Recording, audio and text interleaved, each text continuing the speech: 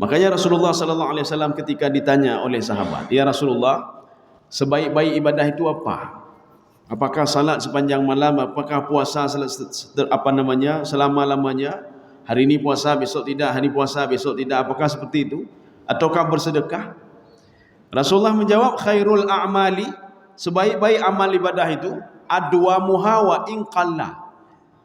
Amal ibadahnya kontinu walaupun sedikit.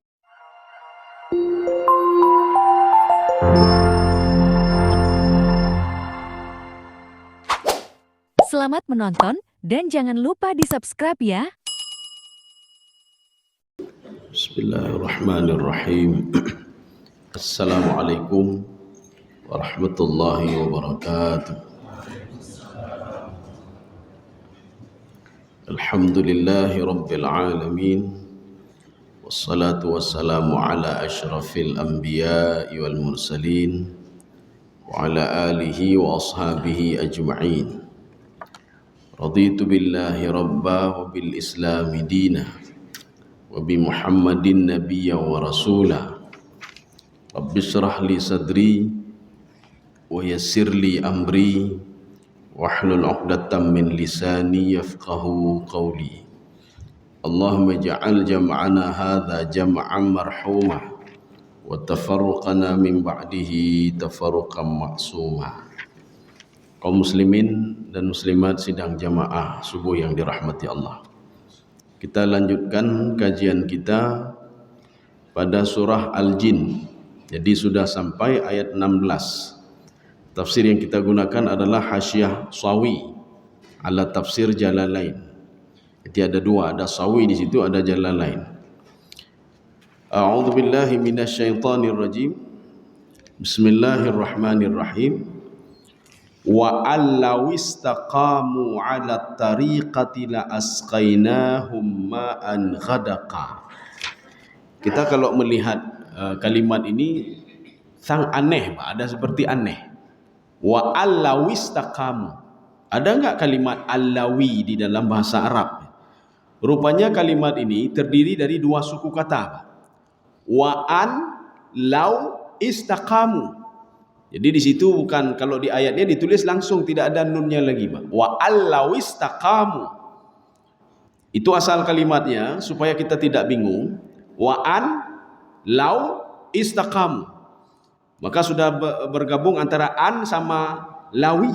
Lawi itu law, ya. Wa allaw istaqamu, kalau seandainya, kata Allah, kamu itu istiqamah. Istiqamah dalam hal apa? Ibnu Abbas termasuk di sini juga dalam tafsir Jalalain, dalam tafsir Sawi, dalam tafsir Al-Qurtubi, istiqamah alal haqqi, istiqamah alal huda, istiqamah alal ibadah. Ini penafsiran yang pertama. Nanti setelah kita baca semuanya, kita baca penafsiran yang kedua nanti. Kalau kamu mau istiqamah dalam beribadah, kita dalam beribadah tidak perlu banyak, yang perlu nilai.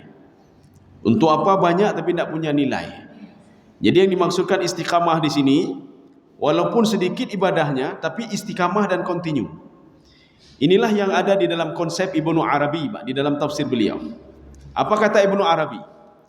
Ibadah itu harus ada, yang pertama kata beliau, mujarradah. Yang pertama mujahadah dulu, pengorbanan. Itu ibadah. Yang kedua mujarradah. Mujarradah itu apa? Tidak ada di hati ini kecuali Allah. Kenapa beribadah? Karena Allah. Kenapa meninggalkan maksiat? Karena Allah. Itu ibadah namanya. Tapi kalau bukan karena Allah, itu tidak dikira ibadah, kata Ibnu Arabi. Yang ketiga al-istiqamah. Maka ibadah itu harus istiqamah, walaupun ibadah itu sedikit. Makanya Rasulullah sallallahu alaihi wasallam ketika ditanya oleh sahabat, "Ya Rasulullah, sebaik-baik ibadah itu apa? Apakah salat sepanjang malam, apakah puasa selama-lamanya? Hari ini puasa, besok tidak, hari puasa, besok tidak, apakah seperti itu? Ataukah bersedekah?" Rasulullah menjawab, "Khairul a'mali, sebaik-baik amal ibadah itu adwamuha wa in qalla." Amal ibadahnya kontinu walaupun sedikit. Ibadah kita sedikit. Kita tidak sanggup seperti orang lain salat malam, tidak sanggup kita. Kita mungkin salat witir saja tak sanggup. Yang sanggup 1 rakaat saja. Maka Rasulullah mengatakan kalau kamu itu, ini saking pentingnya salat witir. Kalau kamu khawatir akan masuk waktu fajar, maka salatlah witir walaupun 1 rakaat saja. Saya sanggup cuma 1 rakaat ya Allah, cuma 1 rakaat ya Rasul. Lakukan 1 rakaat seumur hidup sampai kita meninggal dunia. Oh saya duduk cuma sanggup astagfirullah, astagfirullah. Lakukan astagfirullah itu saja sampai kamu meninggal dunia. Artinya apa? Yang sedikit itu akan lebih bermanfaat dibandingkan yang banyak, tetapi kita jarang kita lakukan. Kita banyak kita lakukan di bulan Ramadan, tapi habis bulan Ramadan tidak kita lakukan lagi. Bertanle, bersedekah pitanle, tak berdah malam pitanle. Ana tak boleh berbuat ni. Lebih bagus kita itu sedikit-sedikit. Di bulan Ramadan kita baca 1 ayat, habis Ramadan juga 1 ayat. Setelah itu 1 ayat, terus 1 ayat sampai kita meninggal dunia. Habis salat kita duduk berzikir astagfirullah, subhanallah, alhamdulillah. Yang terhanjur, lain hanjur ayat. Lakukanlah hal itu sampai kita meninggal dunia. Maka Rasulullah mengatakan tadi, khairul a'mali adwamuha wa in qalla. Sebaik-baik amal ibadah itu adalah istiqamah. Kamu istiqamah dalam beribadah walaupun ibadah itu sedikit. Ini begitu juga. Wa allaw istaqamu. Kalau kamu mau istiqamah dalam kalau kamu istiqamah dalam beribadah, dalam taat, karena seorang kadang-kadang begini. Hari ini taat dia kepada Allah. Besok sudah buat maksiat kepada Allah. Tengok taat kepada Allah. Yang kita khawatirkan ketika seseorang itu berbuat maksiat, dia meninggal dalam kondisi berbuat maksiat. Nyo yang kita khawatirkan. Kita meninggal dunia dalam keadaan dengki sama orang lain. Kita meninggal dunia dalam keadaan melihat maksiat. Kita meninggal dunia dalam keadaan menzalimi orang lain. Ini yang kita khawatirkan. Memang bisa bertaubat, tapi kita tidak tahu umur kita berapa. Kita tidak tahu kapan kita meninggal dunia. Ini kalau tiba-tiba sedang tidur meninggal, yang gimana cara taubat? Kita mau tidur, kemudian tak bangun-bangun lagi. Yang gimana cara taubat kepada Allah Subhanahu Wa Taala? Makanya setiap hari itu paling enggak kita terus minta maaf kepada Allah, terus minta maaf. Mudah-mudahan paling enggak setelah kita minta maaf di situ meninggal dunia.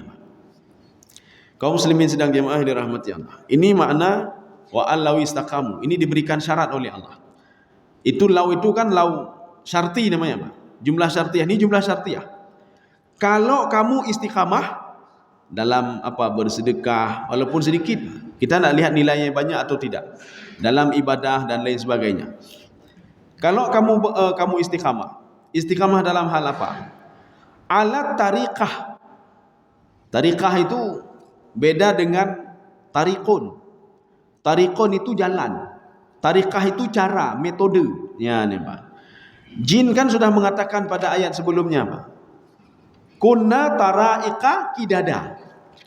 Jin saja, satu jin sama jin yang lain memiliki cara pandang sudut yang berbeda. Makanya sebagian jin mengatakan kami ada yang beriman, ada yang tidak beriman. Setelah beriman pun kami itu ada sudut pandang yang berbeda. Menurut ini begini, ada yang beda-beda. Ini at-tariqah, yang dimaksud tariqah di sini itu beda. Tariqah cara pikir, pola pikir. At-tariq itu jalan artinya. Jadi arti at-tariqah pola pikir apa? At-tariqatu 'alal Islam. Pola pikir Islam. Maka pola pikir Islam itu tidak jauh dari Al-Quran dan Sunnah. Jadi beda pegak-pegak kedua. Jangan kita buat-buat sendiri. Menurut saya, menurut saya yang kagurai. Ijak long terodu. Menurut kitab lun yang kagurai lah. Menurut kitab lun. Datang satu lagi. Menurut saya, kayak mendawanya, kayak jelas mendawai. Itu kalau sudah menurut saya, itu sudah karibut. Tapi kalau menurut Al-Quran, di Al-Quran nak kecil kepegah binaunya, itu harus duduk lagi kembali. Karena tidak mungkin satu ayat dengan ayat yang lain itu bertolak belakang. Kecuali ayat nasikh mansukh. Ya, maka kita harus memahami dulu. Yang mana duluan turun, mana terakhir turun. Dalam hadis begitu juga, harus kita pahami dulu. Baik dan mendawa juga ngenggok bila. Kita harus pahami dulu. Ini hadis ini apa? Ini hadis ini bagaimana? Di mana kondisi hadisnya? Jadi artinya jangan kita jadikan ilmu itu untuk mendawa. Kepu dan mendawa. Ulung ka menang, kepu menang ngon hanali tepu hanali. Ya. Jadi makanya di dalam kajian mustalahul hadis ada namanya al-jam'u. Kita mengumpulkan hadis itu. Ini menurut saya bertentangan, tidak bertentangan. Hadis bertentangan.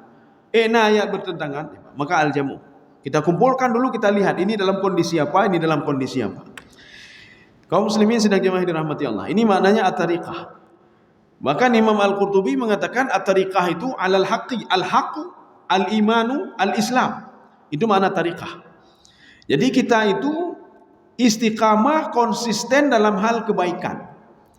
Ketika kita bersedekah, lah iklim sedekah na urung puji ulun bi.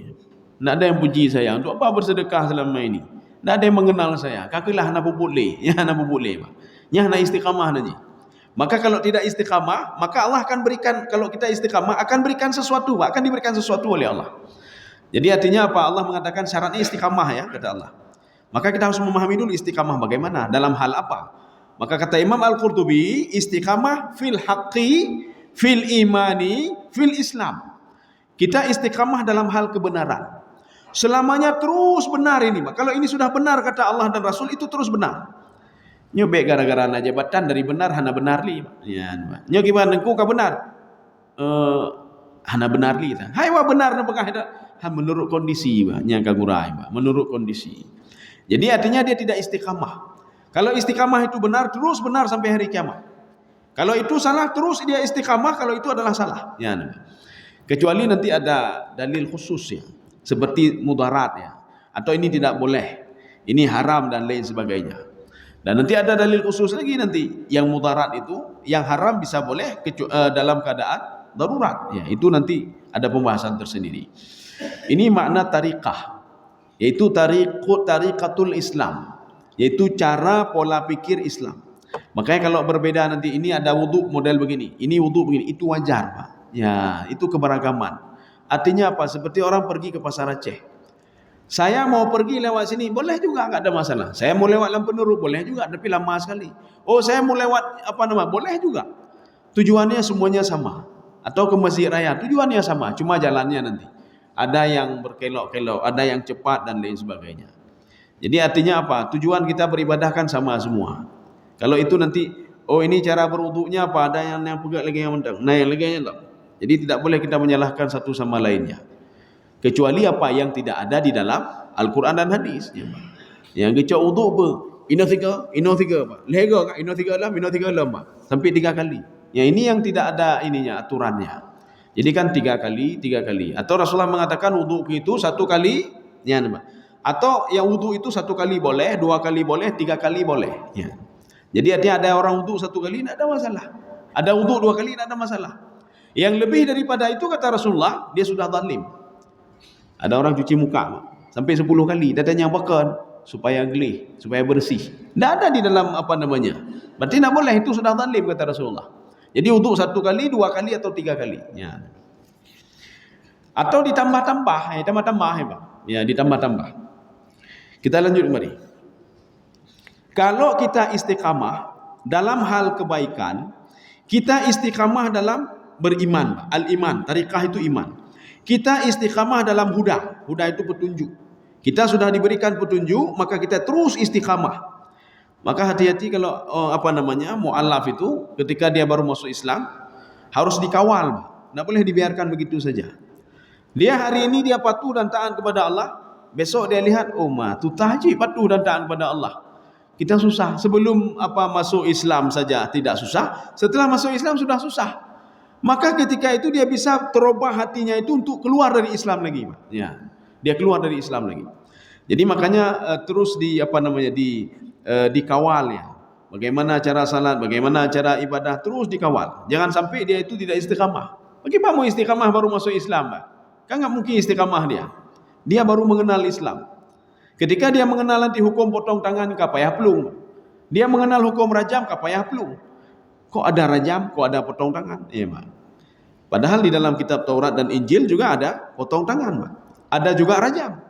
Inilah 2 hukum inilah yang dikeluarkan oleh Nasrani dan Yahudi, tidak dimasukkan lagi di dalam Taurat.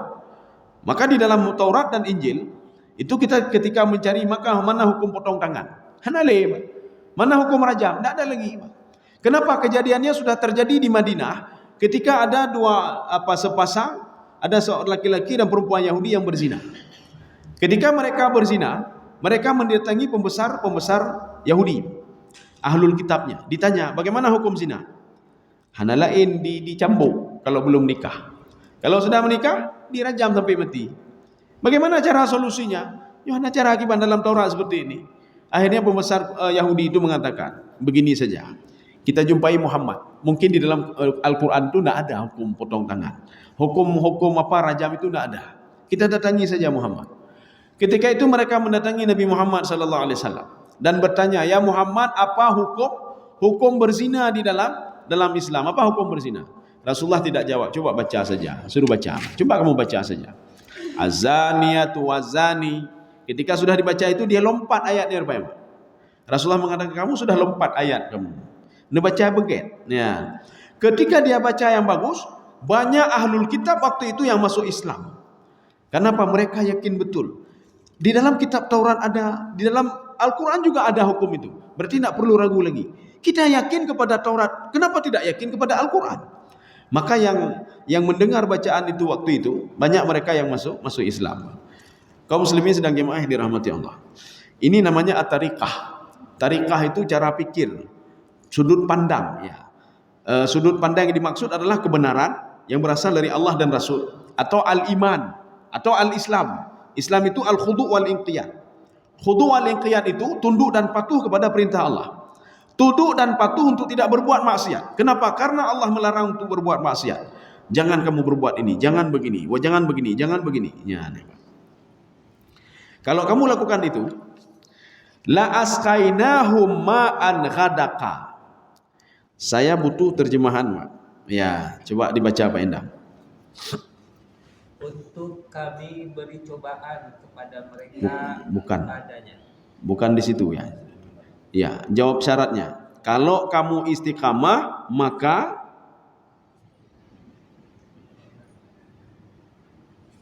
sebelumnya, Pak, ayat 16. Iya. Jikalau mereka tetap berjalan lurus di atas jalan itu atau agama Islam, benar-benar kami akan memberi minum kepada mereka air yang segar. Sudah. Yang banyak. Kami akan berikan minum kepada mereka. Ada tafsir lain, Pak? Terjemahan lain? Mencurahkan mereka air yang cukup. Terjemahan saja sudah berbeda, Pak. Belum tafsir, Pak. Memberikan minum satu, mencurahkan air yang banyak. Saya lebih condong kepada mencurahkan air yang banyak. Karena makna saka yasqi itu mengambil air dan menuang. Makna menuang apa? Allah turunkan hujan dari langit. Kalau kamu istiqamah, kamu itu berada dalam keadaan hak, kamu itu beriman kepadaku, kamu itu tunduk dan patuh kepadaku, air hujan akan aku turunkan dari langit, kata Allah. Ya. Pertanyaannya, kenapa mesti air hujan? Kenapa tidak rezeki yang Allah turunkan? Kenapa tidak Allah, kalau ini aku berikan keberkahan dan lain sebagainya? Apa kata Umar bin Khattab? Ya, Mbak. Al-aslu fi rizqi al-ma'. Asal rezeki itu adalah air. Ya, Mbak. Kalau Allah SWT sudah menahan air, maka rezeki yang lain habis mendung. Wa ja'alna minal ma'i kulla syai'in hayyin. Allah menjadikan dari air itu semua bisa hidup. Binatang enggak ada air mati. Tumbuhan enggak ada air mati. Gimana kita yang mengkonsumsi tanaman buah-buahan itu kalau tidak ada air, Pak? Gedenya kemah menyohanai, Pak. Ya, Pak. Jadi makanya ini ayat ini untuk penduduk Mekah, kata Imam Jalalain. Kenapa penduduk Mekah? Karena sudah 7 tahun mereka tidak turun hujan. Tidak ada turun hujan. Kita jangan berpikir mentang-mentang ohnya Mekah, Nanggro Aulia, hana gebetren dia, hana gojo. Tidak, Pak. Mereka pernah dilaparkan oleh Allah Subhanahu wa taala. Mereka pernah tidak diturunkan hujan selama 7 tahun. Kita jangankan 7 tahun. Tidak turun hujan berapa bulan saja sudah susah nih, Pak. Nyo biasa aja bulannya terujinya bakahana teruji katu tahan ya, Pak. Ini bulan ini turun hujan sebenarnya. Kenapa tidak turun hujan? Itu mereka 7 tahun tidak turun hujan, ya, Pak. Bahkan di Sudan itu pernah setahun sekali turun hujan, Pak. Gedanya yang truk kena yang mumam, orang itu sudah biasa. Tidak turun hujan selama 1 tahun. Maka ketika turun hujan dianggap rahmat yang luar biasa. Gedanya waktu turun hujan biasa saja, lah hujan turun hujan. Anak gue begini. Nak tahu kalau itu rahmat yang luar biasa. Maka ma'an ghadaka la asqainahum, saka yasqi itu menuang. Ini kalimat ini juga Allah gunakan ketika penduduk neraka itu minta air sama penduduk sorga. Jadi penduduk neraka mengatakan apa? Kajra kamu, kabeh kamu apa? Gejoi oleh Allah. Tapi air itu bisa menghancurkan muka. Air itu bisa menghancurkan muka. Bima'in yughathu bima'in kal muhli yashwil wujuhu bi'sas syarab. Cukup jelek minumannya di neraka itu. Jadi makanannya begitu juga. Akhirnya mereka minta kepada penduduk surga, tolong tuangkan air kepada kami sedikit saja, ya Mbak, sedikit saja tuangkan air, supaya kami bisa merasakan menghilangkan haus kami. Ini bukan haus yang hilang, tetapi makin bertambah lagi azab kami. Ketika itu penduduk surga mengatakan, Allah mengharamkan ini kepada kalian, maka kami tidak bisa memberikan sesuatu apapun kepada kalian. Ya, termasuk yang minta itu nanti orang tuanya. Anak lo nejoi bacut, oh hanjut ya hanjut. Gepa haram oleh Allah, hebat. Orang buat maksiat itu haram untuk dapat nikmat surga. Kecuali kulitnya, tubuhnya, rambutnya sudah dibakar dulu di neraka, dia sudah bersih, setelah itu ditumbuhkan kembali, wa nabata sya'ruhu, rambutnya tumbuh kembali. Wa nabata lahmuhu, dagingnya tumbuh kembali. Setelah itu baru dimandikan, baru dimasukkan ke dalam surga. Nyan baru. Makanya di dalam tubuh ini Rasulullah mengatakan kalau ada satu titik saja, satu tetes saja, itu darah haram, fannaru aula bihi. Itu neraka lebih cocok untuk dia. Getanya tak baju haram, tak pahala Pak. Sedikit saja kita makan haram. Kita zalimi orang lain, kita ambil punya orang lain, kemudian kita korupsi, kita ambil hak orang lain, sedikit saja kita ambil, kita makan, dia menjadi darah, itu haram kata Rasulullah untuk masuk ke dalam surga. Bagaimana caranya? Bertaubat dulu dan minta maaf kepada Allah. Apalagi anak kita yang kita besarkan dengan yang haram, Pak. Kita korupsi, Pak. Kita ambil harta, kita kasih makan anak, kita kasih makan istri, Pak. Anak besar dari yang haram, istri begitu juga, dibesarkan dengan yang haram, Pak. Maka jangan pernah harap keluarga sakinah, Pak. Karu kedih, Pak. Jangan pernah harap. Jangan pernah harap anak ini jadi anak yang saleh. Kenapa? Ayahnya memberikan makan dia dari yang haram. Ya, makanya ketika berangkat kerja baca bismillah, tawakal kepada Allah. Ya, supaya apa? Baik roh dapat yang haram, Pak. Kecuali kita tidak tahu. Ya, ni penget ligau hana ada depu, Pak. Ya, itu sudah pembahasan lain, ya. Ini makna ma'an ghadaka. Jadi makanya kata Umar bin Khattab, kenapa ma'an? Kenapa air? Itu ma'an itu aslu Aslu rizqi fil ma', kata beliau. Sumber rezeki itu pada air. Ditahan air oleh Allah ke habis mendung. Seperti pada masa Nabi Nuh alaihissalam. Pada masa Nabi Nuh alaihissalam mereka tidak ada air 40 tahun, pelutun ni, sehingga tanamannya mati, tumbuhan mati, mendung mati. Fasaru ila Nuh. Mereka semua pergi ke Nabi Nuh alaihissalam dan menanyakan ke Nabi Nuh, bagaimana solusinya wahai Nuh? Nabi Nuh mengatakan, ittaqillah, bertakwalah kamu kepada Allah, patuhlah kepada Allah, istiqamahlah kamu. Seakan sama juga. Maka kalau kita istiqamah, walaupun perbuatan itu sedikit, apakah halun hana sama lagi ulama je, dia bisa berbuat kebaikan dia. Kita buat aja sedikit, Pak, tapi continue kita lakukan. Oh, saya tidak bisa menghafal Quran. Kita baca saja ayat, walaupun kita enggak bisa jadi penghafal Quran. Kita baca ayat, continue setiap hari kita baca Al-Quran. Ya, kaum muslimin sedang jemaah yang dirahmati Allah. Penggunaan kalimat ma'un dalam Al-Quran itu digunakan untuk air hujan. Air hujan yang dipenuhi dengan rahmat dan berkah. Kalau kita merujuk ke dalam kitabnya Abi Hilal Al-Askari, Al-Furuq Al-Lughawiyah, itu Furuq Al-Lughawiyah, di dalam bahasa Arab itu ada perbedaan makna. Ya, walaupun nanti diterjemahkan ma'un hujan. Kalau tadi kan air minum, itu bukan air, ini hujan ya, Pak. Saya turunkan hujan dari langit. Hujan, nanti ada matarun, hujan juga. Ghaithun, hujan juga. Itu maknanya semua berbeda. Kalau disebutkan di dalam Al-Quran kalimat matarun, ya urung Arab kayak begah matarun, turun hujan baca matarun, urung Arab. Urung Arab turun hujan lebat juga matarun ya, Pak. Turun hujan yang hari ini turun besok matarun juga. Padahal Al-Quran membedakan makna matarun, Pak. Kalau disebutkan matarun itu hujan bala namanya, Pak. Hujan bala. Makanya kalau di dalam Al-Quran tidak ada kalimat matarun yang digunakan oleh Allah kecuali untuk bala. Maka kalau kita baca Al-Quran ada kalimat matarun, yang kapalo, nyan bala, Pak. Diturunkan hujan, tapi hujan itu hujan bala. Fa'amtarna alaihim hijaratan min sijil. Saya turunkan hujan bala dari langit, tapi modelnya batu. Ya, Pak. Ini sama seperti apa kaum Nabi Lut alaihissalam, kan begitu juga. Kemudian ada kaum-kaum yang lain yang diturunkan hujan oleh Allah, tapi hujan itu hujan bala. Seperti kaum Nabi Nuh alaihissalam. Hujan turun, tapi tidak pernah berhenti-berhenti. Satu. Kalau Allah menyebutkan wabilu fatal, ya nih Pak, itu hujan deras. Hujan deras yang digunakan oleh Allah untuk membuat sebuah perumpamaan. Perumpamaan bagaimana?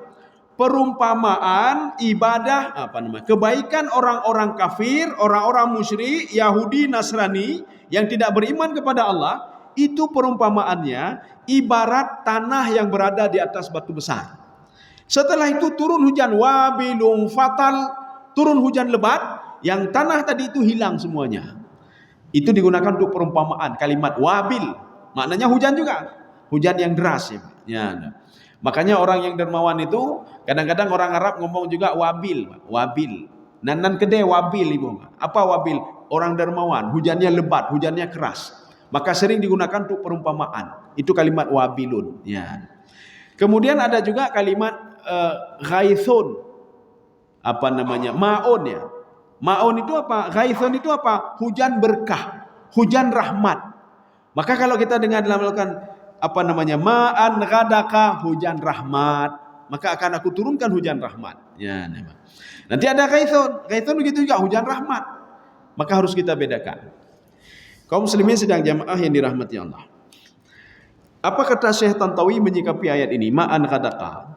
Kalau tadi Imam Umar bin Khattab mengatakan aslur rizqi fil ma', tapi beliau mengatakan aslul ma'ashi wasa'ati fil ma'.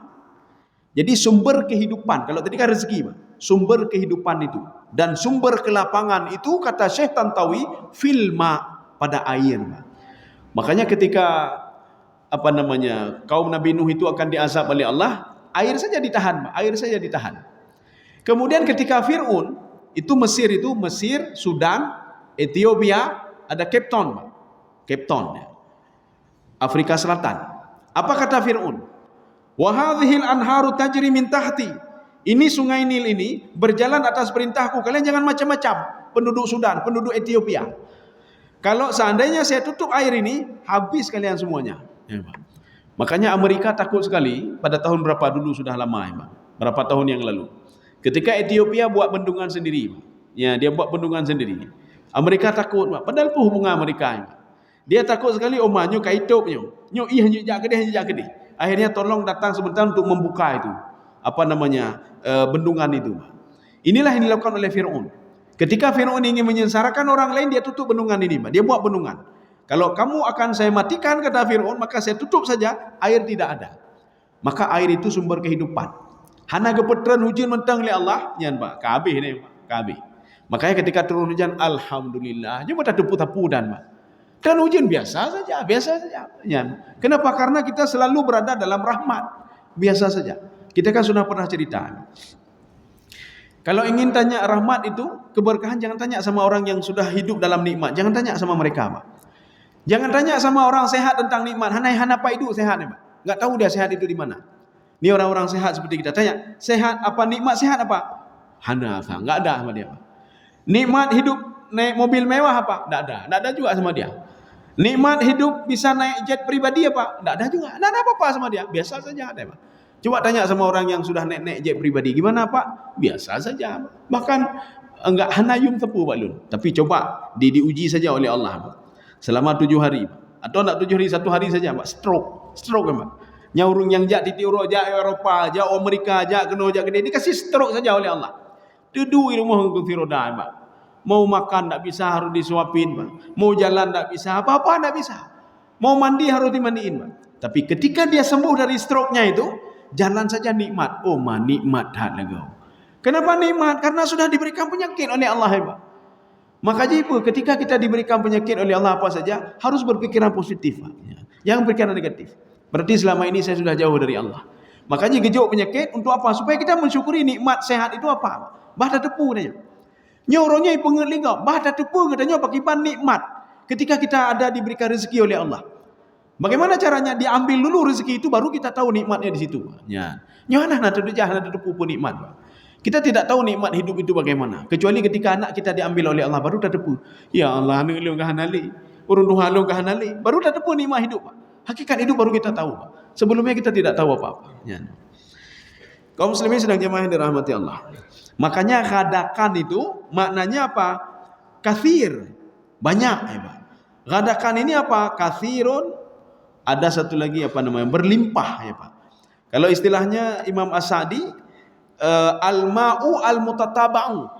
Jadi air yang kontinu, rezeki yang kontinu. Kontinu selalu Pak.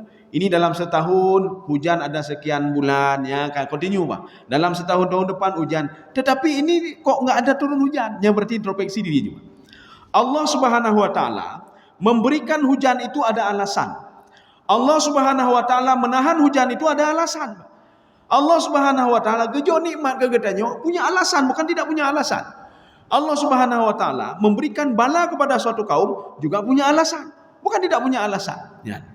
Coba lihat nanti hadis Rasulullah SAW. Kalau ada satu kampung itu zina sudah biasa sama mereka. Dalam satu negeri zina sudah biasa. Ada orang kerit lagi di situ, maka hujan akan ditahan oleh Allah. Maka kampung itu akan diberikan bala oleh Allah Subhanahu wa taala. Punya alasan, bukan tidak punya alasan. Baik sampai bekah nak ketentera hujan ya Allah. Pekan kamu uji penyakit mendum ya Allah. Kita tanya pada diri kita sendiri, dosa apa yang sudah kita lakukan? Ya, jangan kita kembalikan hana jahili kamu ya Allah. Padahal ada satu kampung yang masih salat dan beribadah. Kita lihat penduduk kampung itu ada yang berbuat maksiat tapi tidak ada yang mau mencegahnya. Maka diberikan bala untuk semuanya hidup bala. Kita lanjut. Oh ya, ini tafsiran yang pertama. Sekarang tafsiran yang kedua. Ini agak unik sedikit tafsir ini, karena setelah saya penaji lun telaah, cuma beliau saja yang berpendapat seperti ini. Penafsir lain tidak. Penafsir lain semua sepakat dengan Ibnu Abbas, sepakat dengan Imam Al-Qurtubi, sepakat dengan Imam Jalalain, sepakat dengan Imam Sawi, sepakat dengan Imam Al-Qushairi, sepakat dengan Imam At-Tabari, Ibnu Ashur, Imam Zamakhsyari. Tapi beliau lain satu. Siapa itu? Imam Al-Baghawi. Apa kata Imam Al-Baghawi? Wa allaw istaqamu, kalau kamu itu istiqamah dalam berbuat maksiat, ya nembah. Kamu tetap berbuat maksiat, kamu istiqamah, kamu tetap tidak mau menyembahku, tetap saya berikan nikmat, kata Allah Subhanahu wa taala. Ya, ini penafsiran dari Imam Al-Baghawi. Bagaimana kita memahaminya? Kita memahaminya begini. Surah Al-An'am ayat 44. Ketika mereka itu, kata Allah Subhanahu wa taala, keingkarannya makin bertambah, saya berikan nikmat kepada mereka untuk mengazab mereka sendiri, untuk mengazab mereka. Ini dalil ini diambil oleh Imam Al-Baghawi. Surah Al-An'am ayat 44. Kalau ini adalah dalil, orang kafir ketika dia berbuat maksiat, makin dia buat maksiat, makin diberikan nikmat oleh Allah Subhanahu wa taala. Tetapi kata Allah, ketika mereka itu bangga dengan maksiatnya, kalian kamu, nah kamu semayang. Hana semayang mentang laginya nikmat, belum semayang ya, Pak. Ketika itu kata Allah, akhadnahu baghtatan. Saya ambil dia tiba-tiba, dia mati dalam keadaan tidak ada keadaan dilaknat. Ini kan perkataan Abu Jahal kan begitu. Abu Jahal ketika melihat Abu Bakar As-Siddiq membagi-bagi makanan kepada fakir miskin. Apa kata Abu Jahal? Perkataan Abu Jahal diabadikan dalam surah Yasin. Anut'imu man law yasha'ullahu at'amah ya ma in antum illa fi dhalalim mubin. Wahai Abu Bakar, kepenujuk makanan ke orang fakir miskin, apakah Tuhan nak sanggup kasih makan mereka? Ya nembak. Tuhan nak sanggup kasih makan mereka. Untuk apa mereka salat selama ini? Untuk apa puasa selama ini kalau miskin, kalau fakir? Lihat saya kata ini, Pak. Kamu itu sudah salah kamu, fi dhalalim mubin. Kamu sudah salah dan keliru.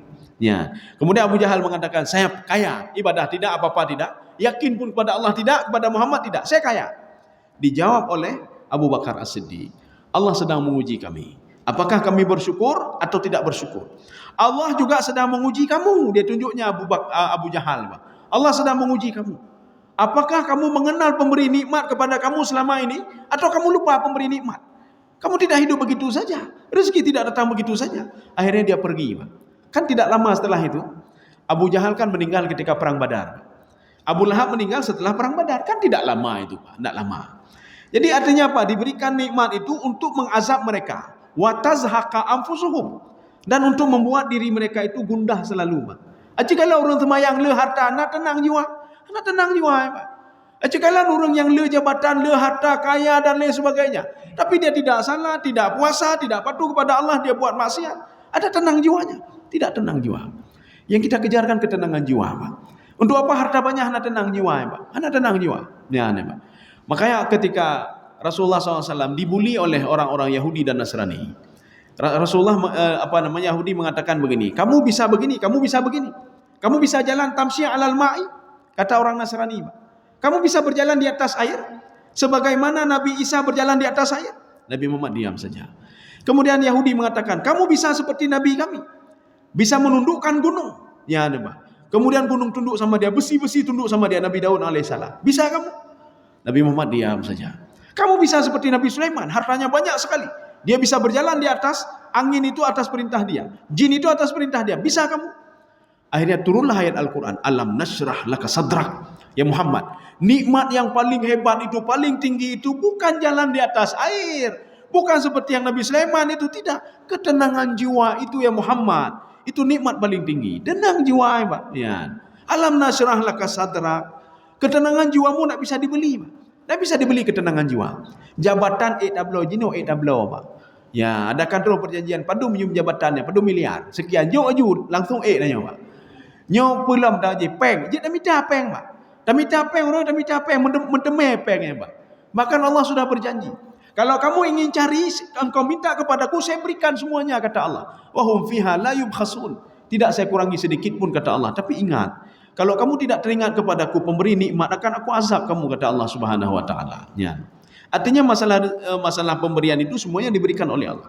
Kenapa? Karena kata Ibnu Abbas, salah satu sifat Allah adalah Ar-Rahman.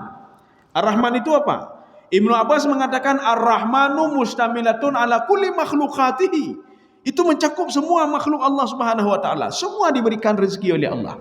Semua diberikan nikmat oleh Allah. Kafe gejo, mandung gejo, Pak. Ya, semua diberikan. Hana meceh bak temayang. Dia ada mengatakan lun hek lun temayang hana kaya-kaya. Temayang kang kekayaan, Pak. Lun ka hek lun puasa hana kaya-kaya. Kang kekaya, be temayang kaya aci ni, Pak. Be puasa kaya aci ni, Pak. Yahudi naik temayang kaya, Pak. Nasrani naik temayang kaya aci, Pak. Jadi salat itu untuk apa? Naik tanya malunya temayang kepu temayang. Iya, enggak. Sembahyang itu, salat itu untuk ketenangan jiwamu, dan engkau dengan tenang jiwamu engkau akan mengenal dirimu, dengan mengenal dirimu engkau akan mengenal Allah Subhanahu wa taala. Jadi makanya menyo temayang pitan, ya hana doa pengalih, Pak. Mendroh hana taturi menyuruh hana temayang. Apalagi nanti mengalukan kewajiban yang lain, dia puasa. Dia sendiri saja tidak mengenal dirinya, bagaimana bisa mengenal Allah Subhanahu wa taala? Ya. Ini tafsiran yang kedua.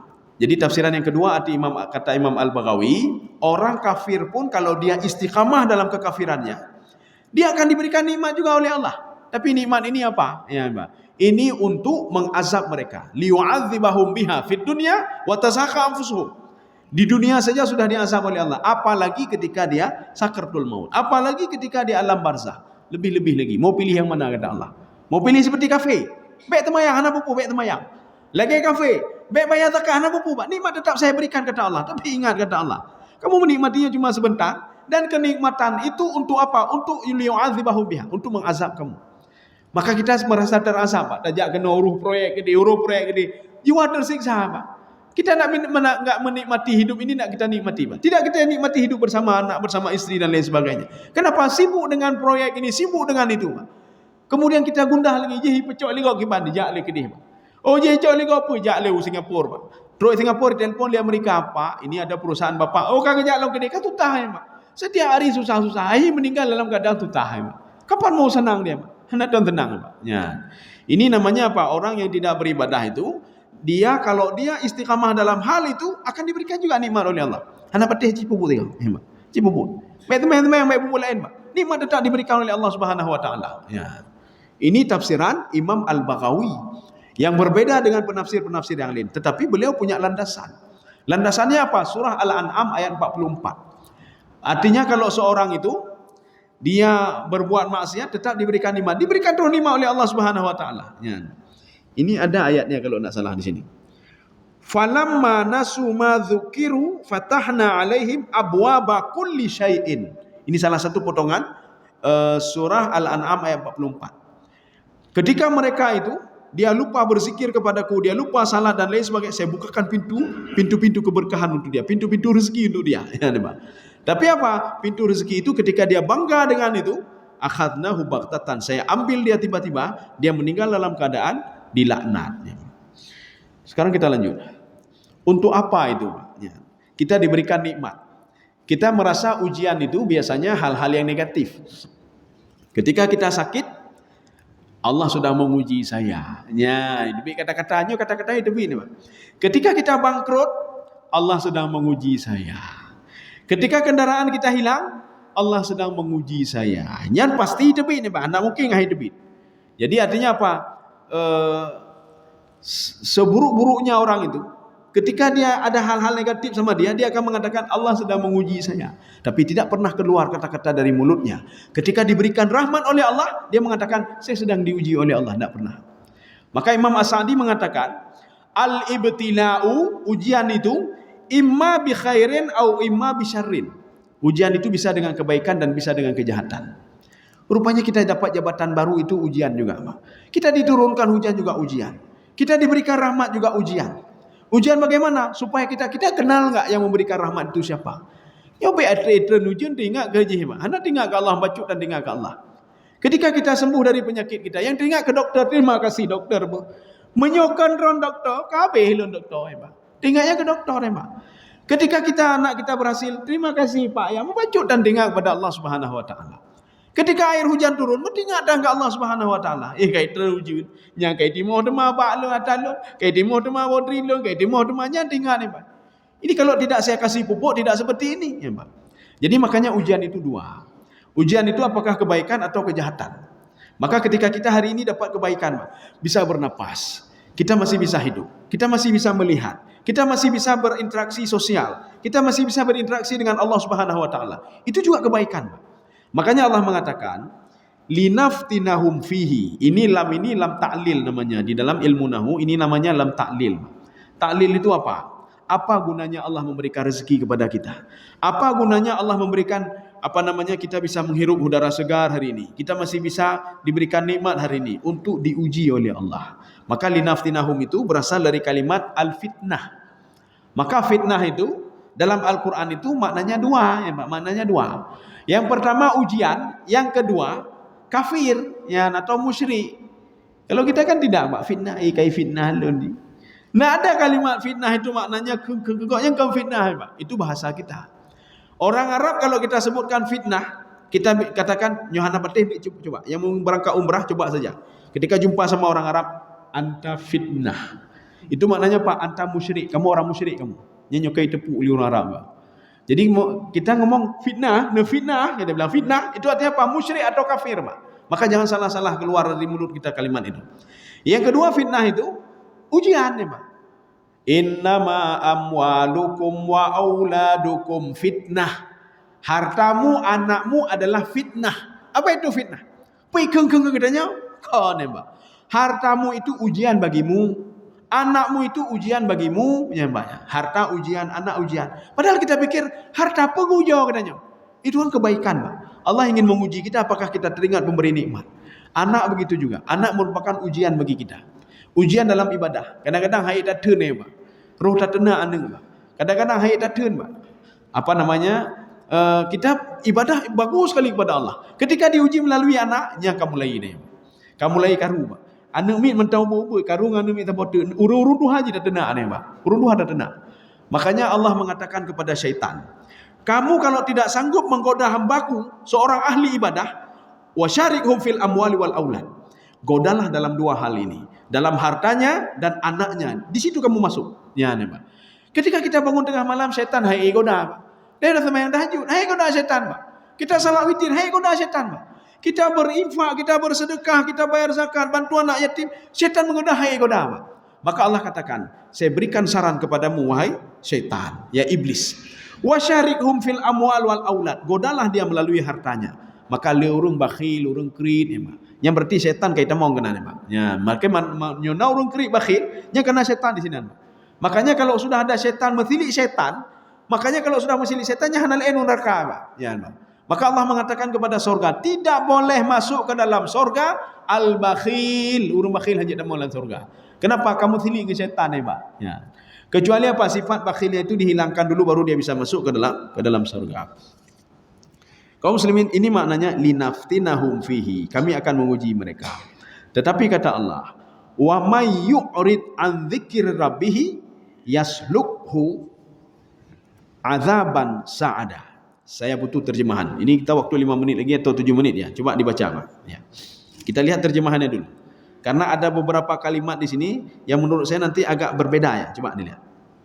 Dan barang siapa yang berpaling dari peringatan Tuhannya, niscaya akan dimasukkannya ke dalam azab yang amat berat. Iya, azab yang berat. Barang siapa yang berpaling, maka akan diazab oleh Allah azab yang berat. Ada terjemahan lain?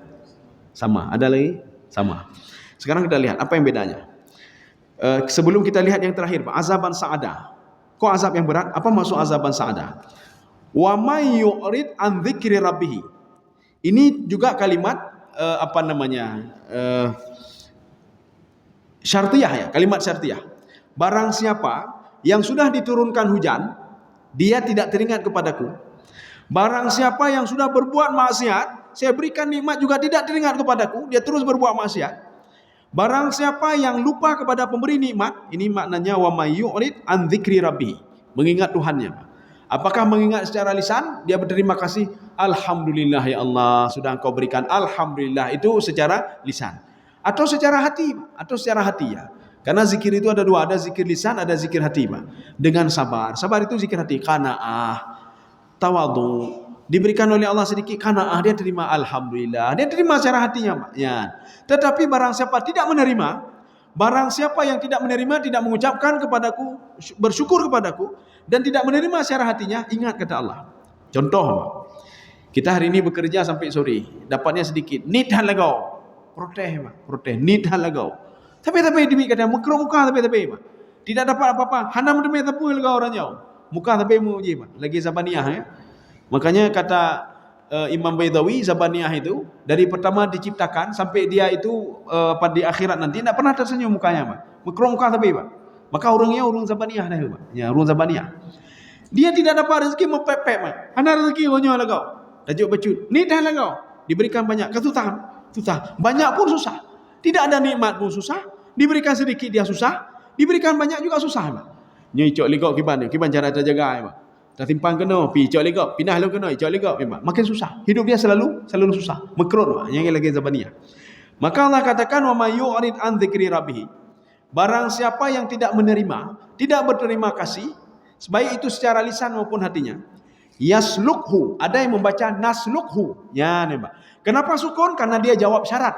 Syaratnya mana? Wa man yu'rid yaslukhu. Nanti kalau ada yang bertanya, kenapa yaslukhu? Kenapa tidak yaslukuhu? Ini jawab syarat. Ketika syaratnya wa man yu'rid itu sukun, jawab syaratnya juga sukun. Wa man yu'rid an dzikri rabbih yaslukhu. Atau nanti ada yang membaca naslukhu, akan saya masukkan kata Allah azaban sa'ada. Apa itu azaban sa'ada? Tadi azab yang pedih, Pak ya. Azaban sa'ada bukan azab yang pedih, Pak. Bukan azab yang pedih. Azab yang pedih itu azaban alimah. Azaban sa'ada. Sa'ada itu begini. Naik terus ke atas, naik ke atas. Itu sa'ada namanya, Pak. Coba Bapak-bapak praktek. Ketika pergi ke gunung, Pak. Naik ke atas gunung, makin ke atas makin sesak napas nih, Pak.